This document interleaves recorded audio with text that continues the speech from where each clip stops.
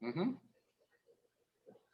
Bienvenidas, bienvenidos todas y todos a este espacio nuevamente, donde estamos tratando de recopilar, escarbar esa historia fascinante del campo de la psicología en la Universidad del Valle, en la ciudad de Cali, Colombia.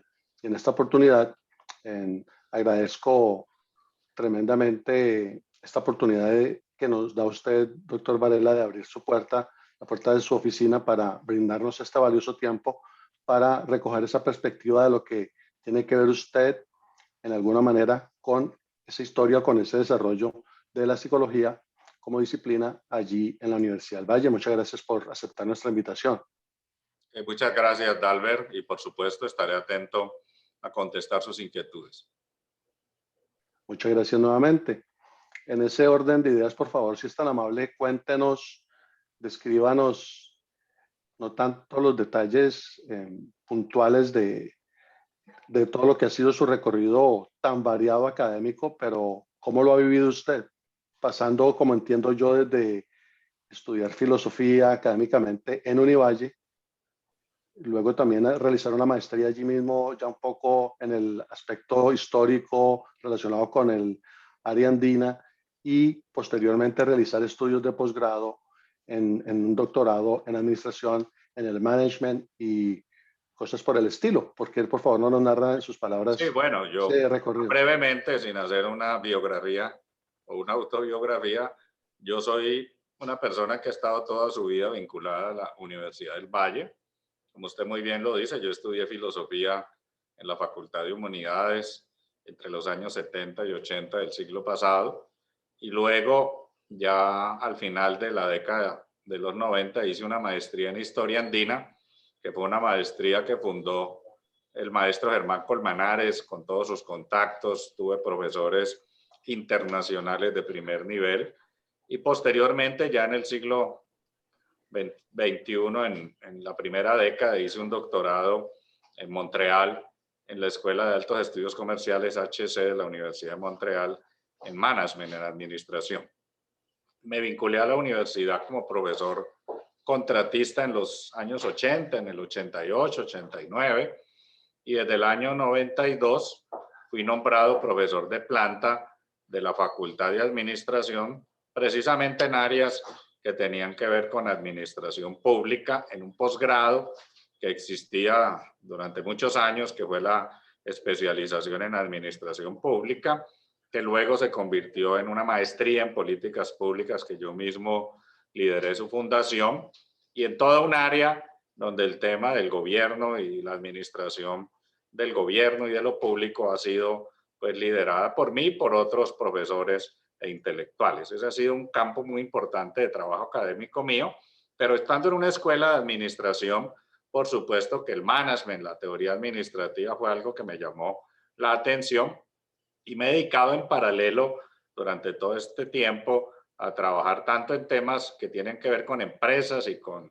organizaciones como con el sector público, y he hecho un trabajo de investigación, publicado libros, artículos de revista científica, lideré la creación del doctorado en administración de la Universidad del Valle, también más recientemente lideré, Dalbert, la creación del doctorado en gobierno y administración pública, que se acaba de abrir, es el primero en su género en Colombia, y en los últimos años he estado ocupando cargos administrativos. No estaba en mi plan de vida ser directivo universitario, se fue dando un poco sin planearlo. Primero me ofrecieron ser vicerrector administrativo, estuve durante 5 años y medio en la vicerrectoría, y después me convencieron algunos colegas y amigos de presentarme a la rectoría en el año 2015. Me eligieron a final del 2015 y fui reelecto en el año pasado, en el 2019, perdón, también por un segundo periodo. Estaré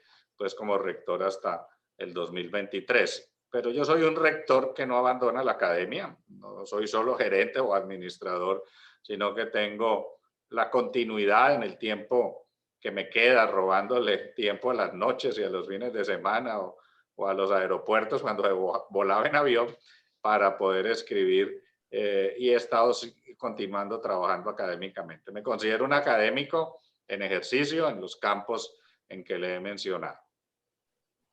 Por favor, compártanos un poco de ese sabor que para mucha gente no conoce esos detalles, cómo se da su nombramiento. Simplemente se anuncia, pero por ejemplo, tenemos entendido que en ese grupo importante están personas, alguien representante de la presidencia, alguien representando Ah, a los sí. egresados, alguien a los profesores. ¿Cómo se da ese proceso No, el finalmente para nombramiento usted en ser la nombrado? Universidad del Valle, como en la mayoría de las públicas, lo hace el Consejo Superior Universitario, que como usted lo dice es un organismo donde está un delegado de la presidencia, un delegado del Ministerio de Educación, la gobernadora o el gobernador de turno, un delegado de los empresarios, un delegado de los egresados de la universidad, un rector, que en los últimos años ha sido el doctor Oscar Rojas durante un largo periodo, lo sigue siendo, tres representantes internos, un decano elegido por sus colegas, un representante estudiantil elegido por voto popular de los estudiantes y un representante profesoral. Esa colegiatura de 9 personas es la que tiene la potestad de elegir al rector, pero además en la universidad hay una consulta previa con participación de estudiantes y profesores en una especie de pequeña campaña electoral en donde se compromete el voto del estudiante y del profesor, pero que sirve para hacer una lista corta de candidatos que van finalmente a la elección del Consejo Superior. En la primera ocasión fuimos 4 candidatos participando de este proceso. En la segunda elección fuimos 5 y finalmente 2 renunciaron. Quedaron 3, una terna de este tipo y una cuaterna van al superior y el superior nos entrevista a todos, evalúa nuestras hojas de vida y después en una sesión cerrada vota. Y en la primera ocasión logré 7 votos de 9 y en la segunda tuve el honor de que hubiera unanimidad. Los 9 miembros del Consejo Superior votaron por mi nombre y también en la segunda ocasión, también es un orgullo para mí, hubo unanimidad en el Consejo Académico que nomina la lista. Los 16 miembros votaron unánimemente entre los varios candidatos para postular mi nombre y le dieron ese mandato al decano respectivo. Pero es un proceso electoral interesante porque implica conversar con las comunidades académicas, recorrer las sedes de la universidad. Es un poco una pequeña campaña electoral donde la gente pide compromisos, plantea temas y uno va construyendo una agenda, por supuesto, con el plan de programático que yo escribí, porque hay que escribir un plan programático, pero también pues asumiendo la voz de la gente que tiene demandas para construir luego el plan de desarrollo, que es lo que cuando ya uno como rector ejerce va pues estructurado al Consejo Superior. Se parece mucho al gobierno de los alcaldes, al de los gobernadores y al del presidente, que el plan de desarrollo es el mandato del candidato elegido, pero yo diría que cuando ya se elige el rector en esta universidad al menos hay bastante consenso de que la autoridad es legítima y de que el rector los representa a todos y no solo a los que votaron por uno o a los que lo apoyaron. Y ese ha sido mi derrotero a lo largo de los 5 años y unos meses en los que he ejercido este cargo. Fascinantes detalles los que nos comparte a mi entender porque reflejan esa parte que aunque tiene que ver más con lo burocrático, con la administración de esa universidad, de esa entidad educativa tan importante, deja ver esos detalles interesantes que se mueven alrededor por ejemplo, de su nombramiento como tal, como rector de la Universidad del Valle en Cali. Precisamente esta universidad, usted llega a ella como rector recién o cumpliendo 70 años y hoy en día está 75. Paulatinamente se celebró 75 años el año anterior, proyectándose hacia los 80, primeros en 80 años, 8 décadas de haberse establecido de su fundación, del servicio a la comunidad vallecaucana y regional y nacional, porque muchas personas a nivel nacional se han formado en la Universidad del Valle. ¿Qué significa, en sus palabras, esta universidad para ti, para usted? Perdón. Bueno, para mí es mi vida, ¿no? Mi vida es mi familia, también mi vida, ¿no? Para uno, los hijos, la esposa, el entorno familiar para los latinoamericanos es muy importante, pero la universidad es mi vida, no solo como directivo, sino como académico y además, como usted lo dice, Dalbert, porque la universidad juega un rol muy importante en la región. Para mí es un orgullo decir que, por ejemplo, una parte importante de funcionarios nuestros han ido al gobierno, a este y anteriores gobiernos. Hoy en día, hablando de psicología, una psicóloga ilustre que es Claudia Blum, es ministra de Relaciones Exteriores, egresada de nuestra universidad. Ella quiere mucho nuestra alma mater. Hace unos años la invité a hacer el discurso de graduación de todo un conglomerado de estudiantes y tuvimos un momento muy emocionante de reencuentro de ella con los jóvenes. Igual actualmente Mabel Torres, la ministra de Ciencias, Tecnologías, egresada de pregrado y posgrado de nuestra institución, y ahí ha habido muchos funcionarios del nivel nacional en distintos campos, y el viceministro de Educación Superior anterior también muy estrechamente vinculado a nuestra universidad, psicólogo, cuando no egresado directamente de la misma, Luis Fernando Pérez, pero sí alguien con el que habíamos venido trabajando en temas de psicología social y organizacional durante años. Y la universidad tiene presencia en todos los municipios importantes de la región. Hay 9 sedes regionales en Cartago, Caicedonia, Zarzal, en Tuluá, en Buga, Jumbo, Buenaventura, Palmira, Santander de Quilichao. Estamos ahora extendiendo nuestra presencia a Florida, Candelaria, Sevilla, Miranda en el Cauca, Calima, Darién. Es decir, que la universidad es una universidad que tiene presencia en la región, que miles de estudiantes estudian en esos municipios.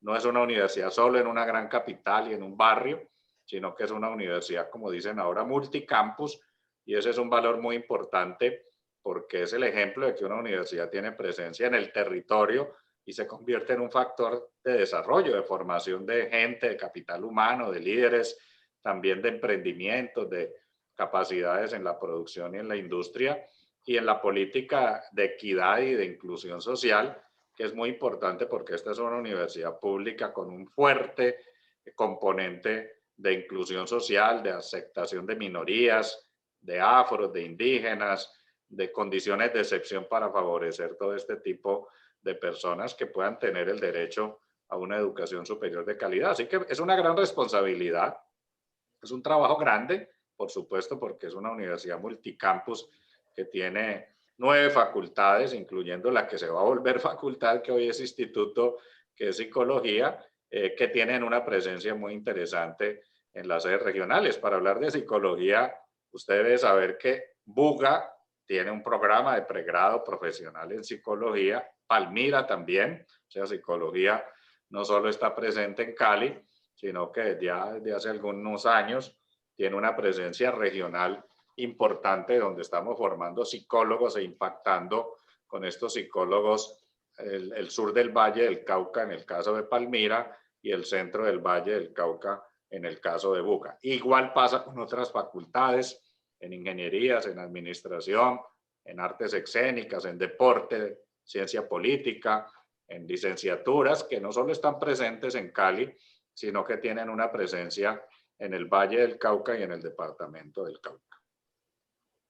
Interesante aspecto el que usted menciona, doctor Edgar Varela, en cuanto a la universidad como una universidad multicampus. Creo que sui generis, bajo mi concepto a nivel latinoamericano, que sea de esta manera, que se haya extendido a tantas zonas del departamento y no solamente se haya centralizado en la capital del departamento como lo es Cali, sino que se dio a la tarea de expresar ese saber académico en toda la región vallecaucana, lo cual es un pilar fundamental de esa formación.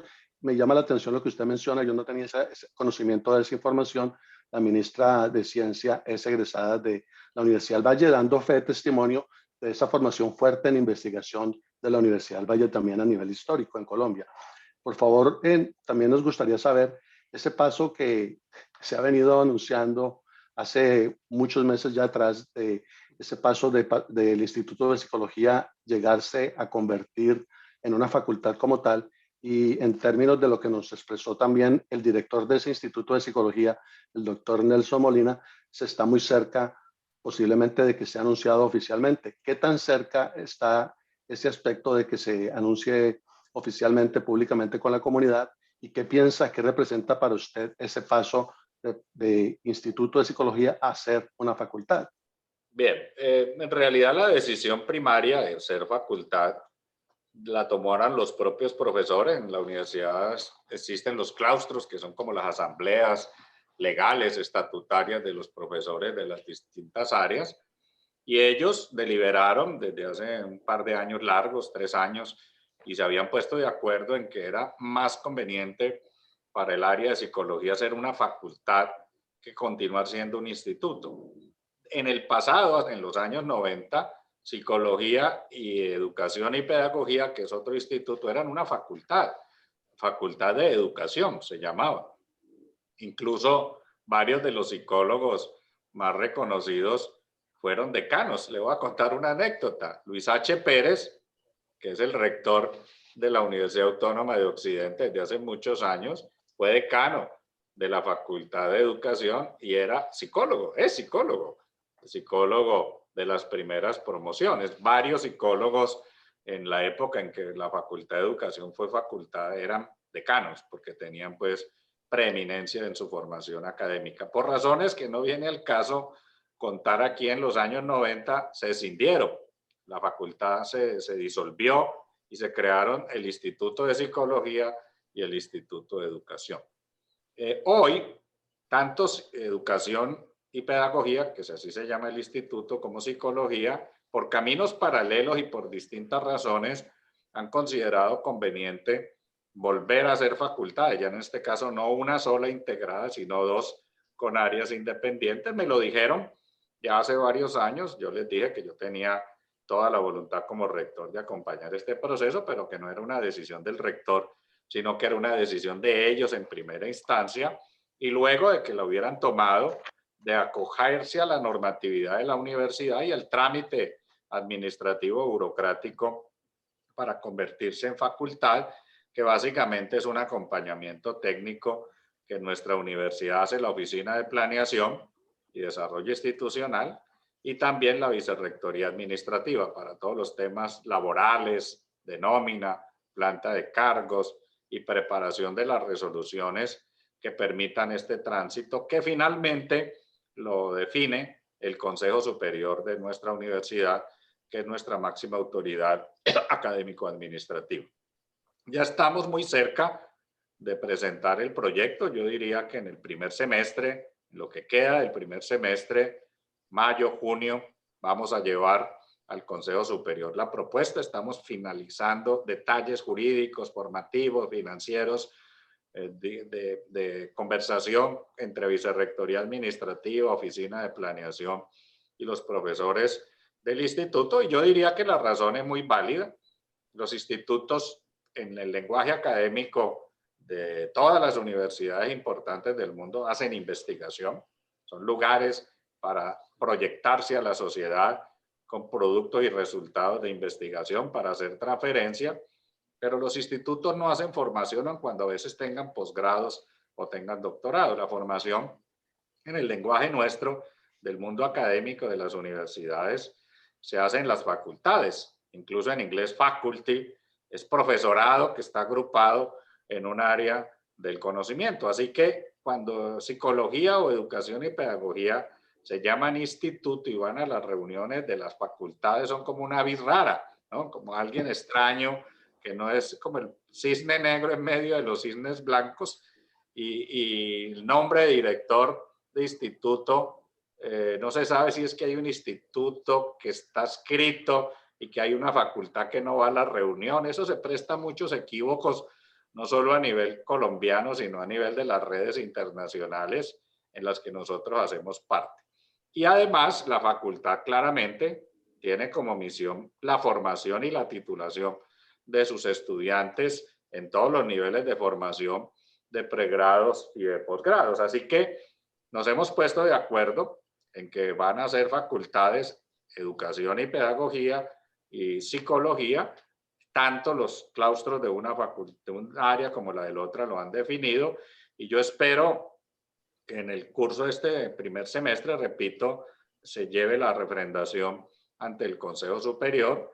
Desde el punto de vista de la nomenclatura hay un cambio desde el punto de vista de la funcionalidad. También hay algunos pequeños cambios, pero es en el fondo una maduración de un proyecto en el que un grupo muy pequeño, porque la facultad no es grande, inicialmente eran incluso menos, de profesores, ha hecho un trabajo muy notable. Yo debo señalarle, Dalbert, a usted y a las gentes que nos están oyendo y viendo, que esta es un área con un desarrollo académico muy significativo. Tuvieron el primer doctorado de peso, de gran calidad académica en Colombia en el área de psicología, incluso una paternidad muy interesante que la conozco para que Uninorte en Barranquilla, con transferencia y acompañamiento de nuestra universidad, desarrollar un área muy fuerte donde finalmente también en la Universidad del Norte pudo tener su propio doctorado.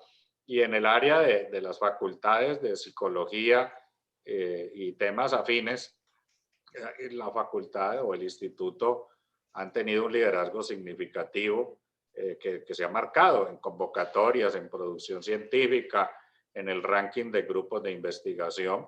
Y más recientemente hemos tenido una muy buena noticia que a mí me alegró mucho y que la apoyé durante los años de su gestación, fue crear un nuevo programa de pregrado, que es el programa de profesional en primera infancia, que es un programa que no es la licenciatura típica escolarizada, pues para enseñarle a los niños o para que enseñarle a los maestros que le enseñan a los niños, sino para la educación temprana de 0 a 5 años, que es una etapa, como su nombre lo indica, preescolar o de no escolarización, y donde la formación de los niños en jardines infantiles y en otros lugares no se puede confundir con la educación primaria. Esto es algo que a mí me lo han explicado con detalle, lo hemos discutido mucho, nos pareció un programa pionero en Colombia, tuvo muy buen recibo también del Ministerio de Educación y es un programa que se gestó en el Instituto de Psicología, con lo cual pues ya hay 2 carreras de pregrado, la carrera de psicología con sus diferentes líneas y énfasis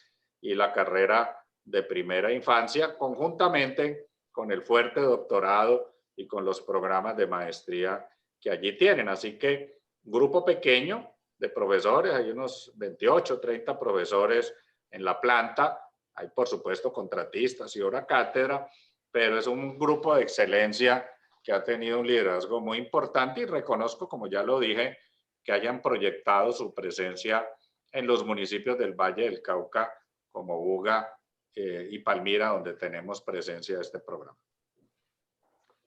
Doctor Edgar Varela, cuéntanos también, por favor, si es tan amable, qué vínculos ha tenido con psicólogos, psicólogas a lo largo de los años, porque usted inicia, como lo narra, desde los 70 a estudiar filosofía en la Universidad del Valle, y por Univalle han desfilado desde personas significativas que han estado relacionadas con ese saber, como por ejemplo el doctor honoris causa Estanislao Zuleta, Rubén Lecter, que fue uno de los primeros doctorados en psicología en Colombia desde los 60, Octavio Giraldo, Floral Bacano, una persona eminente desde Bogotá en el campo de la estadística, de la psicometría, vinculada con el ICFES, Rebeca Puche, una de las mayores publicadoras de psicología, literatura en psicología que existan definitivamente. Y así por el estilo han desfilado personas muy importantes de la psicología a lo largo de todas estas décadas. ¿Qué vínculos académicos o profesionales ha tenido usted con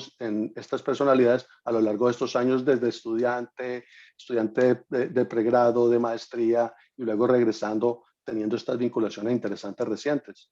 Bueno, el primer vínculo que yo tuve con psicología fue doble, estudiando filosofía. Por supuesto, como usted lo menciona, siendo muy joven, leí y leíamos en grupos de estudio incluso las obras de Estanislao Zuleta, ¿no? Que estaba en Medellín, luego vino a Cali a ser profesor de nuestra universidad, pero inicialmente, incluso antes de que fuera profesor, lo leíamos bastante, los textos y las lecciones que se publicaban, sus análisis sobre el psicoanálisis, sobre Sigmund Freud, sobre el debate Freud-Lacan, bueno, en fin, todos estos temas, la mirada tan original que tenía Estanislao, los leímos.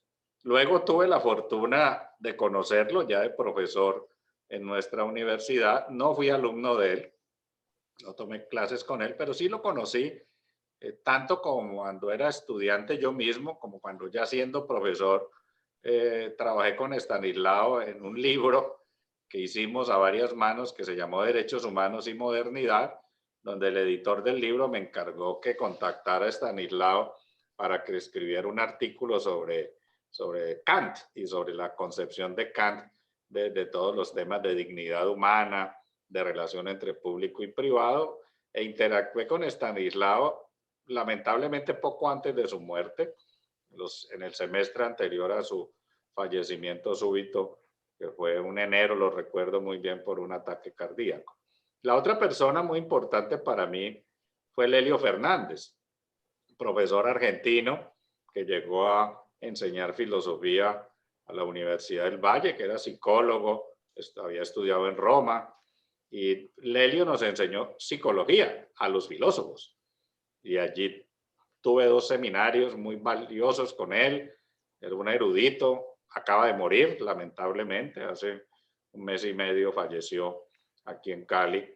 Lelio, lamentamos y hicimos público nuestra condolencia por su fallecimiento. Lelio fue un gran intelectual, un humanista, un letrado, fue profesor mío, profesor de otros colegas de mi generación, y nos introdujo a aspectos conceptuales y complejos de la teoría psicológica y psicoanalítica. Y en tercer lugar, cuando yo estudié filosofía, otra serie de profesores, muchos de ellos venidos de Europa y europeos, Jean-Paul Margot, por ejemplo, Rodrigo Romero, que había estudiado filosofía política en los Estados Unidos, y otros, Norman Al-Haj, que era un profesor egipcio que trabajaba muchos temas de lógica.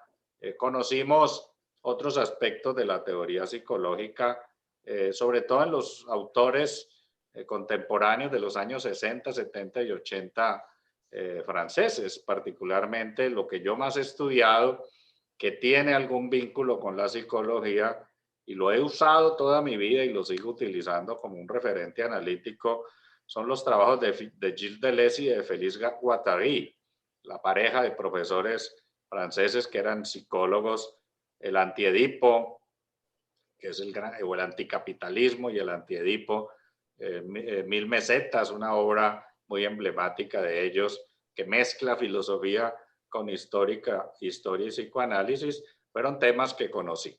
Pero yo no soy psicólogo, debo señalarlo y advertirlo, no soy experto en esta temática, no opino sobre psicología, soy muy respetuoso de los campos disciplinares y sé que hay un trabajo muy importante en las distintas vertientes de la psicología.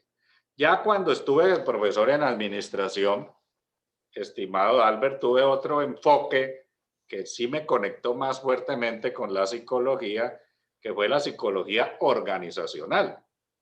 En mis primeros años de profesor conocí la obra de Abraham Maslow, este famoso psicólogo de la conducta norteamericano que tanto influyó en las ciencias del management, y descubrí, cuando hice mi doctorado en Canadá, pues otros autores que eran psicólogos de formación que tuvieron que ver mucho con lo que en los años 50 llamaron conductismo, ¿no? El behaviorism. Toda esta corriente conductista fue muy influyente en la política pública, en la emergencia de la disciplina, en la que yo soy un experto, y también en las ciencias de la administración. Y la influencia de la psicología social y organizacional en el management es muy fuerte y a lo Vital. largo de vital, sí, y sé que es una de las áreas más fuertes también de nosotros. Hay Y llevada, y disculpe que le interrumpe, llevada a Colombia a nivel conceptual, a nivel aplicado por otro psicólogo de la época, Hernán de los Ríos, que lo sí, claro. estudia en Estados Unidos y lo lleva a Colombia. A Hernández Los Ríos lo conocí, por supuesto, y trabé alguna amistad con él y tuvimos alguna interacción hace unos años, hace unas décadas, debía decir. Y en épocas más recientes, mi interlocutor más importante de todo este periodo ha sido un profe que nos irá a ver, que es Érico Rentería.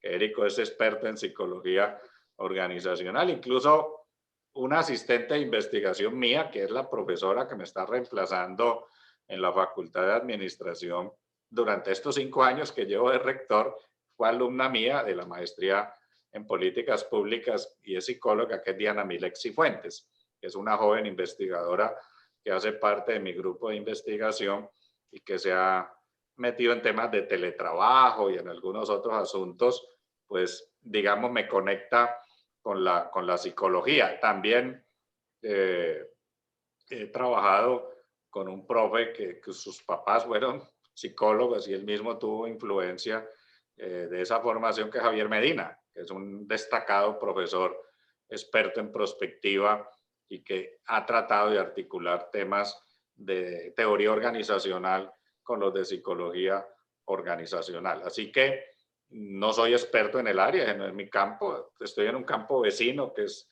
administración y filosofía política y políticas públicas, y en la transdisciplinariedad que hoy es tan importante, pues tenemos algún tipo de conexión. Pero repito, no voy a escribir sobre psicología, ni sobre psicoanálisis, ni sobre esos debates, a veces los leo, pero son temas muy especializados en los que pues no voy a incursionar porque creo que zapatero a tus zapatos, ¿no? Dice un dicho popular. Por favor, doctor Varela, ya nos ha contado con mucha calidez, muy amablemente, un par de anécdotas interesantes. ¿Qué otra recuerda de su época como estudiante? Usted llega en una época fascinante en los 70s y le toca también parte de los 80s. ¿Qué anécdotas como alumno, como estudiante, recuerda de esos tiempos tan interesantes en Cali? Bueno, para hablar de psicología, le voy a contar una anécdota muy bonita. En los años 70 y 80, la Facultad de Humanidades estaba en el segundo piso de un enorme edificio que es la Facultad de Ciencias de nuestra universidad en el campus de Meléndez, aquí cerca donde estoy hoy sentado. Y la zona verde que está entre el edificio de la Administración Central, donde está el rectorado, y la Facultad de Ciencias, la llamábamos en los años 70 y 80 el Jardín de Freud, de Sigmund Freud. El Jardín de Freud se llamaba así porque era el lugar donde los muchachos de la época nos sentábamos, nos tirábamos en el pasto, debajo de los inmensos árboles, a hacer círculos de estudio, a tener conversaciones académicas y también, que es una cosa muy bella, a recibir clases. Había profesores que les gustaba no ir al salón de clases, sino sentarse en el suelo, cruzadas las piernas, con sus 15 o 20 estudiantes a dar clase y a hacer una conversación muy activa en el famoso Jardín de Freud. Hoy está el espacio, está la misma zona verde, están los árboles incluso más grandes 30 años después, pero ya no se reciben clases, esa costumbre se perdió en parte porque la Facultad de Humanidades se trasladó a otro edificio al otro extremo de la universidad, en la zona de las antiguas residencias universitarias, y los científicos de biología, química, física no hacen deliberaciones como para renombrar el Jardín de Freud, así que el espacio quedó allí, pero quedó más en nuestra memoria. En estos días, un colega que es Edgar Collazos, que fue alumno de Lelio Fernández, le hizo una elegía a raíz del fallecimiento de Lelio y recordaba esta historia tan bonita del escenario de estas zonas verdes y de estos bosques que tiene nuestra ciudad universitaria, donde teníamos la costumbre de recibir clases. También recuerdo mucho, ya que usted me pica la lengua para las anécdotas, que teníamos una costumbre muy agradable y era ir a estudiar a la piscina de la universidad. Aquí en Ciudad Universitaria hay una piscina olímpica reglamentaria que incluso ha tenido competencias internacionales y tiene kioscos como los de cualquier centro recreacional, y en esos kioscos nos hacíamos a estudiar a la orilla de la piscina. Debo decirle que nunca nos metíamos a la piscina, pero sí nos gustaba estar allí. Veíamos es una piscina donde se juega waterpolo, y mientras estudiábamos, los muchachos del club de waterpolo disputaban los partidos y era muy agradable estar leyendo a Platón o Aristóteles o haciendo una discusión sobre Hegel o Kant en la piscina de la universidad. Y eso son cosas muy bellas que están en mi memoria y que usted me hace rememorar. Cosas, detalles preciosos bajo mi comprensión, porque reflejan ese compromiso y esas vinculaciones de lo académico con lo social, con lo cultural, con lo deportivo, con la con lo vida misma, ambiental, vinculando ¿no? con todo. O sea, como en Univalle se dan esos espacios y lo que usted menciona, que nunca recuerdo haber escuchado en lo más mínimo, ese espacio freudiano relacionado con la naturaleza en esos espacios El preciosos jardín de Freud, verdes, le queda el el nombre. jardín de Freud. Sí, Nunca lo había señor. escuchado en lo más mínimo que yo recuerdo y gracias porque es un detalle fascinante de esa historia de la Academia General en la Universidad del Valle. ¿Cuáles de sus logros? Yo estuve mirando y son muchos los logros académicos profesionales suyos como persona, como profesional, como académico. ¿Cuáles considera los más significativos? Los que son quizá que lo han ido llenando de mayor satisfacción como persona, como profesional. Bueno, mira, a mí me parece muy importante en la carrera, si yo me miro hacia atrás retrospectivamente, haber ayudado a fundar programas académicos. La maestría en políticas públicas la gestamos en la década de los 90 del siglo pasado con un decano que fue muy enamorado de este tema, Bernardo Barona, que ya está jubilado y prácticamente retirado de la vida pública. Fuimos a Nueva York, recuerdo, a NYU, a la Universidad de Nueva York, y también a Columbia University en los 90. Conversamos con colegas que estaban estudiando, incluso uno de ellos es muy conocido, Francisco José Lloreda, Kiko, que es viejo amigo mío, ahora está en el sector privado, antes fue líder público y político y candidato a la alcaldía varias veces, nunca ganó, pero 3 veces fue candidato. Kiko estudiaba en Columbia la maestría en Public Policy, en políticas públicas, y con él y con otros, y con una profesora colombiana que todavía trabaja en NYU, en la Universidad de Nueva York, Sonia Ospina, logramos crear el programa de políticas públicas con el apoyo de la Universidad de Nueva York y de la Universidad de Columbia. Esto no se sabe mucho. Y diseñamos y trajimos profesores norteamericanos a las primeras cohortes y a hacer un acompañamiento. Trabajamos mucho con el modelo inglés de Doing and Learning, de hacer y aprender, con workshop, mucho el modelo americano de estas escuelas de administración pública que son muy fuertes, y creamos una maestría que hoy tiene la acreditación de alta calidad de 10 años, es una de las mejores no solo de Colombia, sino de América Latina. Ese tema me enorgullece mucho. Igual haber creado el primer doctorado en gobierno, administración y políticas públicas con un colega con el que lo codiseñamos hace 3, 4 años, que es Pedro Medellín Torres, que es un gran amigo mío. Somos socios de aventuras intelectuales desde hace más de 30 años y que está ahora de director de la Escuela Superior de Administración Pública, ESAP.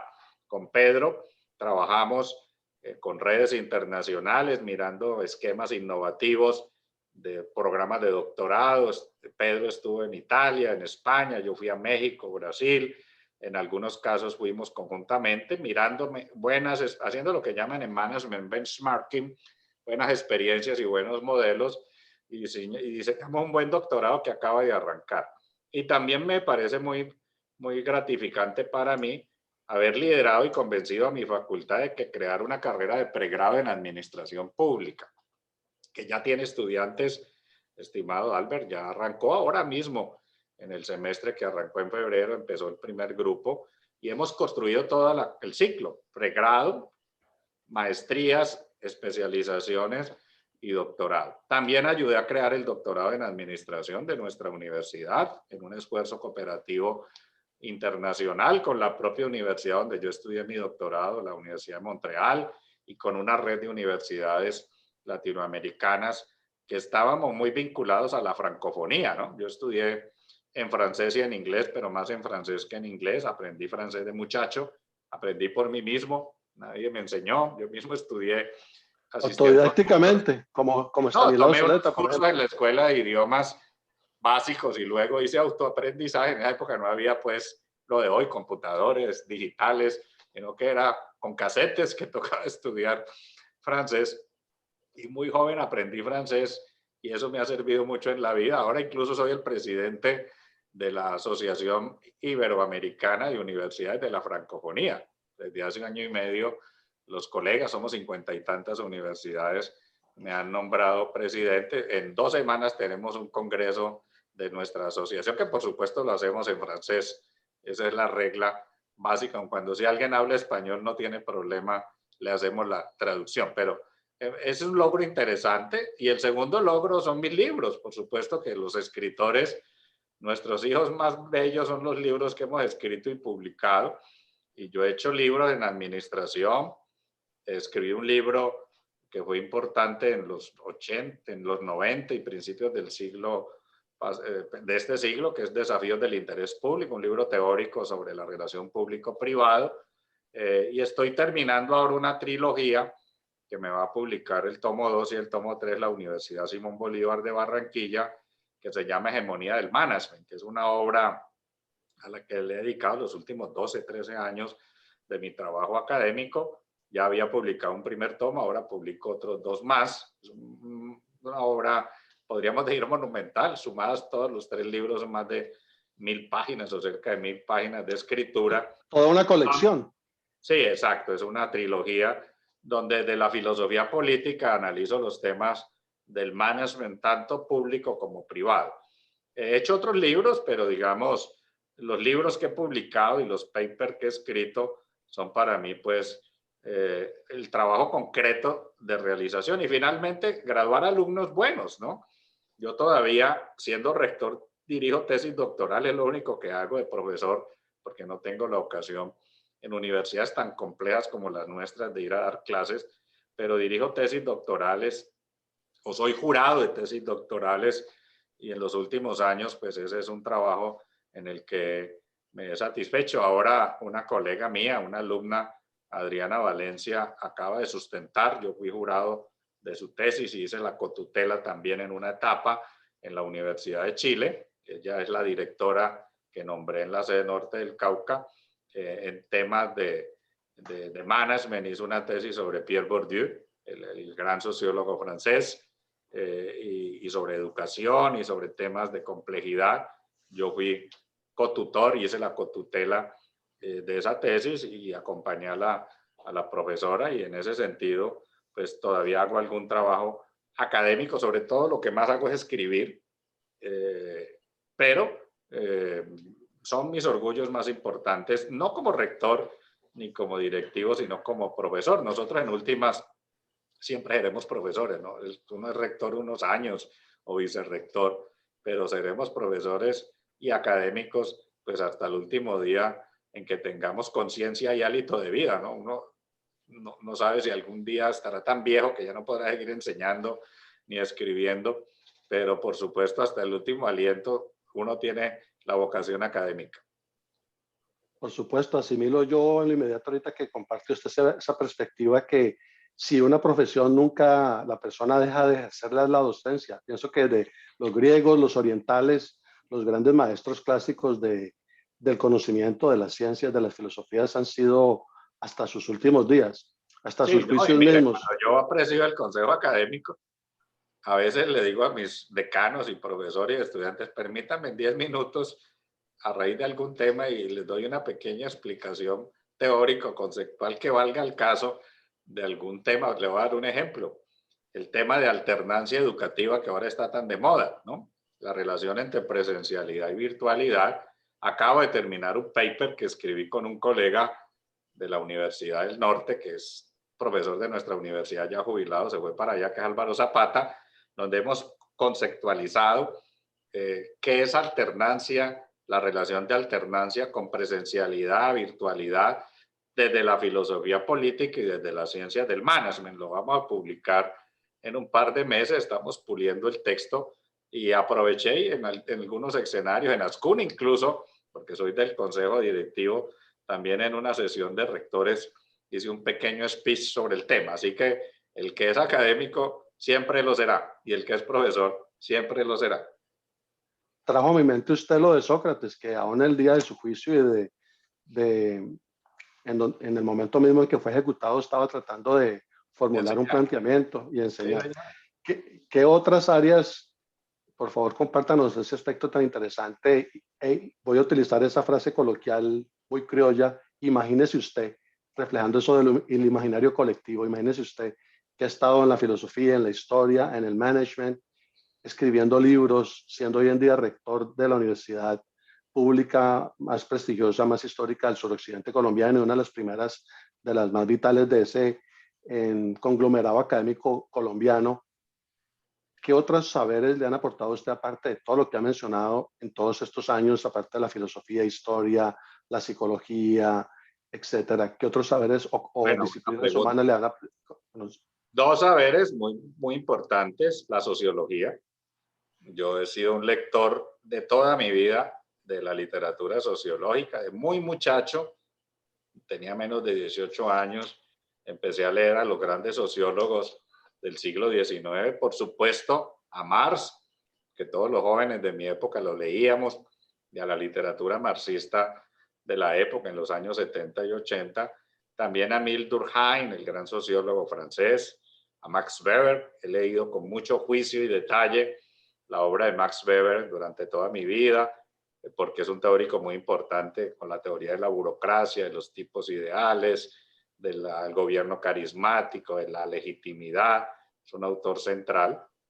Simmel, que es un teórico alemán no muy conocido hoy en día, pero que sí era muy importante hace unas décadas. Y en fin, y autores más recientes que leo, ahora me estoy leyendo un libro de Gilles Lipovetsky, el gran sociólogo francés, que a mi juicio es uno de los mejores analistas de lo que nos está pasando hoy en día. Así que la sociología la he leído, a Merton, a Talcott Parsons, lo estudié con mucho juicio y detalle hace décadas, porque es una de las influencias más fuertes sobre el management. La gente no lo sabe mucho, pero la teoría administrativa la hicieron discípulos de Parsons, y Parsons tuvo una articulación, un influjo directo e indirecto sobre la formulación disciplinar del campo del management en los años 20, 30 y 40 en Harvard, donde él fue profesor.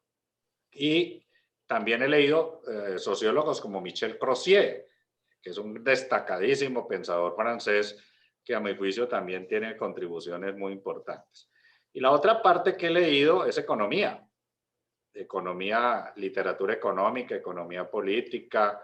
Leo aún economía. He estado leyendo los trabajos de Piketty. Tengo en mi cabecera el ladrillo que Piketty acaba de escribir sobre ideología, economía y sociedad. Lo he estado leyendo. Es un libro enorme, pero leo economía. Tengo una salvedad, yo no puedo leer econometría, no tengo la formación matemática para estudiar pues ya modelos sofisticados de la economía. Esa es una limitación que sin duda con ella me iré a la tumba. Yo tengo un hermano que es doctor en economía y sí escribe, no escribe en palabras y no en números y en ecuaciones, y publica papers y artículos científicos. Mi hermano es Carlos Varela, ese director de investigaciones del Banco de la República, hizo su doctorado en Indiana hace muchos años, pero yo no soy economista como él. Yo leo economía, sobre todo economía política, economía pública, leo teorías de hacienda, tributación, esos temas los conozco. Ahora recientemente me han pedido que participe en paneles y foros para discutir reforma tributaria y lo he hecho. No publico ni escribo, pero sí conozco el tema, por supuesto, pues desde la política pública y desde la administración pública. La economía y la sociología también han sido ámbitos que he estudiado a lo largo de toda mi vida. ¿Yo qué creo de todo esto? Que hay que ser transdisciplinar, ¿no? Usted no puede quedar en una sola área. No soy ingeniero ni puedo pretender tener conocimiento experto en áreas de la salud o de ingenierías, que por supuesto hay que tener una fundamentación que yo no tengo, no pretendo saber de esos tópicos, pero sí en las ciencias sociales y humanas hay una serie de campos muy interrelacionados que obviamente en mi caso tienen como eje y columna vertebral el que soy un profesor y un investigador en una facultad de administración. Digamos, desde esa perspectiva, desde el management, me pregunto temas con sociología, con economía, con psicología, sin pretender ser erudito, sino tratando de que de esas disciplinas, temas que tienen que ver con la gestión los podamos entender.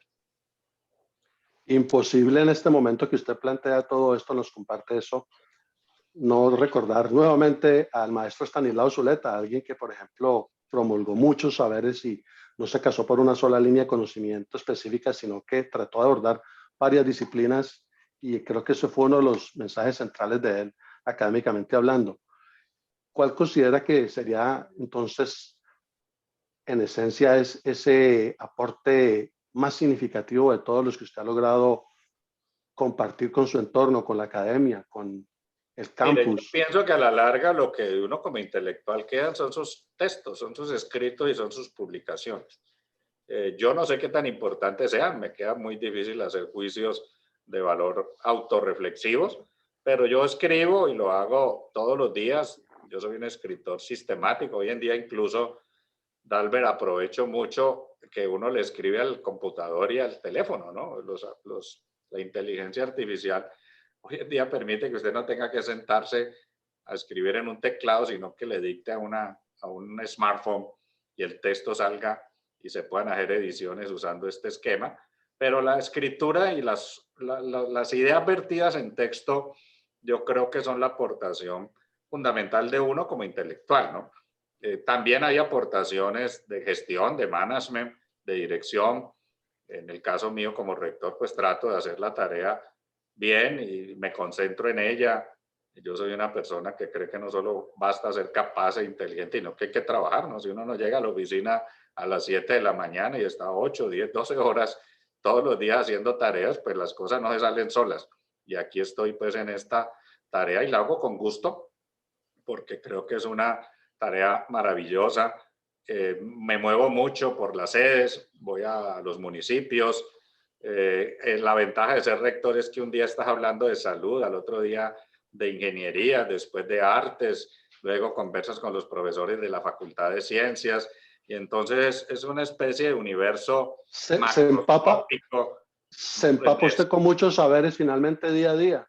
Exacto, y aprende uno mucho todos los días de los colegas, de los expertos, y obviamente para resolver problemas, ¿no? Uno como rector no lo tienen para que lo oiga, no somos psicólogos en el diván oyendo a la gente, sino que tenemos que resolver los problemas que nos plantean, pero la dirección universitaria nos permite tener una mirada que se vuelve muy integral, no solo sobre la universidad, sino sobre su entorno. Yo hablo mucho con alcaldes, por darle un ejemplo, con la gobernadora de nuestro departamento, con el gobernador del Cauca, con funcionarios públicos, con líderes empresariales, y ese diálogo y esa interacción nos permite tener una mayor capacidad de saber qué es lo que esperan de la universidad los empresarios, los gobiernos, los líderes sociales, y ese es un tema que uno como rector de una universidad como la nuestra siempre lo debe tener presente, no encerrarse solo en la universidad, sino ser una ventana y un articulador entre la universidad y los stakeholders, como lo dicen en management, los grupos de interés con los que la universidad se tiene que relacionar. Finalmente interpreto yo no solamente ser un rector del ámbito o del ambiente académico o profesional interno, pero también de lo natural, de lo cultural, en amplio espectro. ¿Cómo ha percibido usted, doctor Varela, en esta situación tan intensa, tan conflictiva desde que empezó esto a principios del año anterior de la pandemia? ¿Cómo lo ha manejado usted personal, familiarmente? ¿Cómo en la universidad, cómo han funcionado estas dinámicas relacionadas con ello, con ese aspecto de la pandemia? Usted como rector le toca un momento histórico crítico, y si yo creo personalmente hablando que alguien no quisiera ser rector de la Universidad del Valle en Cali, es precisamente en un tiempo como estos, y usted lo ha asumido, entiendo yo, con mucha responsabilidad. ¿Cómo usted no lo Bueno, podría lo voy a describir? contestar como filósofo que soy y a citar a Estanislao Zuleta. Lo hago desde el asombro, ¿no? O sea, la gente se acostumbró a la pandemia. Yo soy filósofo de formación y todavía tengo asombro frente a la pandemia. Es decir, es un hecho absolutamente disruptivo, raro, extraño. No a todas las generaciones humanas les ha tocado una pandemia. Hubo una pandemia de la gripe española en la Primera Guerra Mundial, hubo la peste negra en el final de la Edad Media. Eh, Hubo una pandemia también en América cuando los españoles trajeron la gripe y exterminaron vía la gripe a buena parte de la población aborigen, que ese es un tema que no se documenta mucho, pero esta es la primera pandemia universal, real, ¿no? En la historia de la humanidad, que un virus en Wuhan, China, a los pocos meses esté en todos los 5 continentes, en todos los países, se haya expandido planetariamente y haya tenido ese impacto tan duro en muertes, en fallecimientos, en enfermos, en la economía, devastador, cierres, lockdown, confinamientos, parálisis, quiebra de sectores enteros. Imagínense, casi un año los aviones del mundo entero aterrizados en los aeropuertos. Vi un video de Google Maps y de Google Earth de miles de barcos en Houston, en la bahía del Golfo de México, incapaces de descargar el petróleo porque nadie consumía petróleo, con una caída de ese rubro tan importante de la economía. El peor desastre que le ha pasado a la humanidad en mucho tiempo, debo decirlo con todas sus letras, es la pandemia del coronavirus COVID-19. Pero por supuesto, los humanos somos capaces de reaccionar frente a los desastres. Es lo que nos hace ser Homo sapiens. Hemos sido capaces de responder, de aprender, de actuar a veces al principio muy mecánicamente, con las lecciones del pasado. Ha habido un aprendizaje rápido. Mire, vacunas hay 7 u 8, tiempo récord. Nunca antes la humanidad había producido vacunas que ya se están aplicando en menos de año y medio, porque es menos de año y medio el que llevamos en pandemia, y ya hay pues un efecto de inmunización vía las vacunas que demuestra las capacidades tecnocientíficas que tenemos, ¿no? Lo que pasa es que la pandemia en cierta manera nos cogió a todos por sorpresa. Nadie se le esperaba y no estábamos preparados. En la universidad, nosotros hemos respondido, como muchas otras universidades, pasando a la virtualidad. No teníamos esa experiencia, sí hacíamos algunas cosas virtuales muy de vez en cuando, pero esta entrevista que usted está haciendo conmigo era impensable, ¿no? Si usted no cogía un avión y se venía y se alojaba en un hotel, no podría entrevistar al rector de la Universidad del Valle. Y si todos no comprábamos tiquetes y nos íbamos para otra ciudad, no podríamos hacer reuniones, congresos y eventos. Y hemos aprendido que a través de estas enormes ayudas tecnológicas que tenemos, podemos hacer muchísimas cosas que son facilidades que las teníamos a la mano y no las habíamos percibido. Nosotros, por supuesto, hemos afrontado la pandemia con mi equipo académico de directivo, con los decanos, con los profesores. Prácticamente desde el primer momento hemos respondido. Univalle fue el primer laboratorio de Colombia de universidad que hizo pruebas para detectar el coronavirus, porque teníamos en microbiología en la Facultad de Salud unas capacidades muy potentes, porque veníamos haciendo investigación de frontera en estos temas. Para la virtualidad teníamos una dirección de virtualidad que en Univalle llama DINTET, Dirección de Tecnologías de Educación Virtual, que venía haciendo un proceso de preparación. Entonces, unas capacidades que no estábamos usando plenamente nos han permitido una respuesta adecuada, pero por supuesto yo espero que podamos volver a la presencialidad, que las universidades podamos volver a tener a nuestros estudiantes en los campus. Tengo claramente entendido que no será en el 2021, que el ritmo vacunación, pandemia se mezcla, como en Chile recientemente, el país que más ha vacunado y el país que más tasas de letalidad tiene en el último periodo. Un poco la gente sintiendo que ya hay vacunación se ha descuidado, se ha relajado y tenemos una situación de crisis. Aquí mismo en Colombia estamos ante un tercer pico muy fuerte, así que estamos lejos todavía de que esta pesadilla haya terminado. Fue muy dañina, ha afectado mucho vidas, personas, por supuesto nos conmueve, pero uno de directivo no se puede quedar en conmoverse y en asombrarse, ni mucho menos en desesperarse. Yo creo que nos llama a actuar con diligencia, a actuar con responsabilidad, a aprender todos los días, que es lo que hemos hecho todos, ¿no? Desde los gobernantes, los expertos, los académicos, las propias comunidades, aprender cómo responder a esta pandemia, y nos va a dejar lecciones muy interesantes de lo que académicamente se llama riesgo, ¿no? Y manejar y gestionar el riesgo es algo que sin duda va a ser muy positivo cuando este episodio probablemente en el año 22 o en el 23, quizás terminemos los últimos efectos, lo podamos haber superado. Creo además que el mundo será distinto, no volveremos al pasado, la universidad será un híbrido entre presencialidad y virtualidad, los temas de convergencia van a ser muy dominantes y yo creo que hay una lección de vida de esta experiencia que los académicos tendremos que documentar. Yo mismo escribí, muy empezada la pandemia, en mayo del año pasado, un paper académico y hemos hecho un seminario permanente con expertos en políticas públicas de toda América Latina y algunos europeos,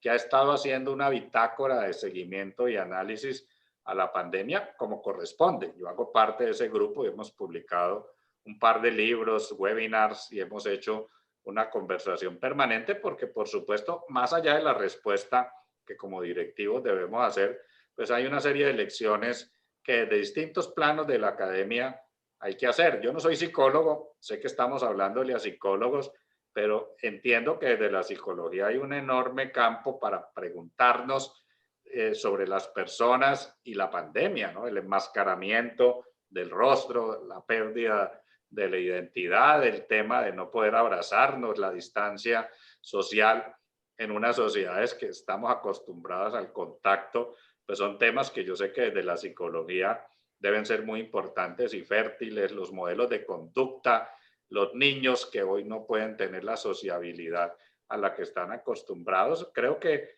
para la psicología también, yo hablo desde la perspectiva mía, que es política pública y administración, pues hay una serie de preguntas y de procesos de investigación que por supuesto la pandemia nos va a poner como un imperativo, que desde ya lo estamos empezando a asumir.